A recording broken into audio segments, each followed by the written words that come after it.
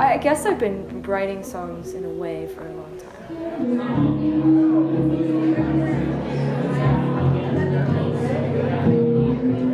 When I was 5, I was singing in my room apparently, and my sister came up to me and I was singing this song and I was like, baby, I still remember it. My love is for you.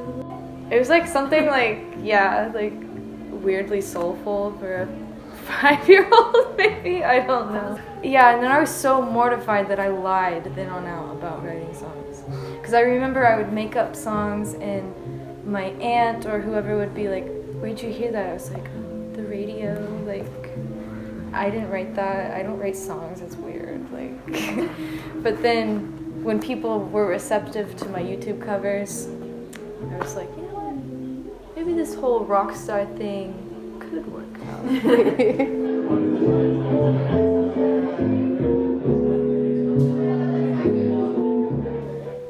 But I'd say like my first gig, it was at the Vanguard, and I was asked to sit in with this pop punk band. I like never listened to pop punk music. I was like 15 maybe, and we were doing a cover of Somebody That I Used to Know by Gautier, and I was so nervous, so incredibly nervous that when I went to sing, literally nothing came out of my mouth. I have really bad stage fright.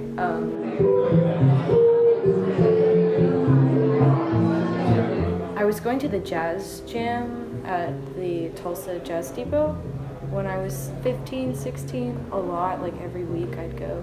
And I was sitting in and I met a lot of musicians there. And that way I was like kind of learning about more people in the community and playing with more people. And everyone was really supportive, and eventually I was playing with Frank Brown and Jim Bates and just other people who've been playing jazz for a long time, who played with my mom, which is crazy. And they're like, you look just like your mom. And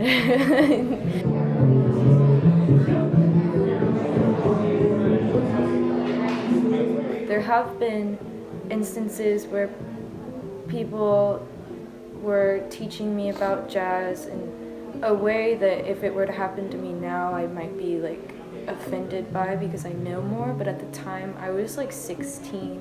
I had no idea what was going on. I was like, teach me all of it, like whatever. You know, I went from YouTube covers, we're just seeing what sticks here. So I was pretty like receptive to old men telling me what to do.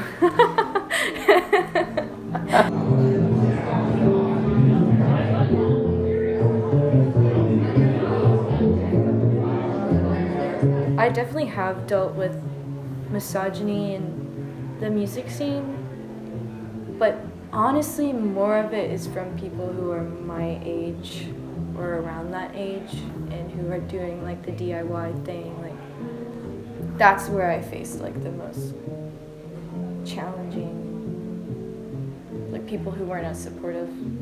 And I think that because I was working with people who were older doing jazz, they're kind of past all that in a lot of ways, hopefully. But in my experience, yes, like very kind, encouraging, and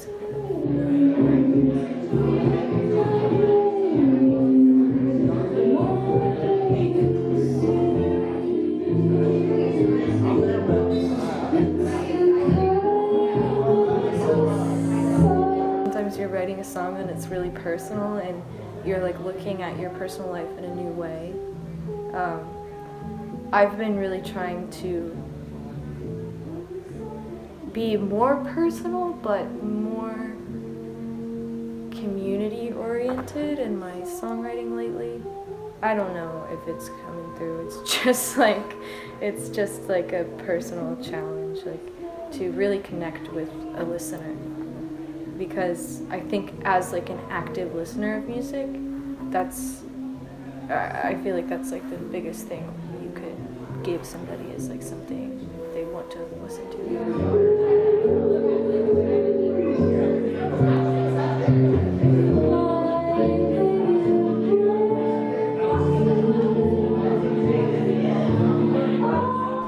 My goal, I think it'd be really cool to, when I listen to music and I feel really inspired, that's like the coolest thing.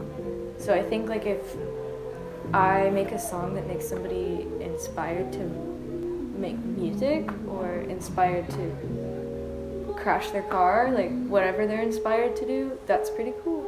It's like mind control. I know.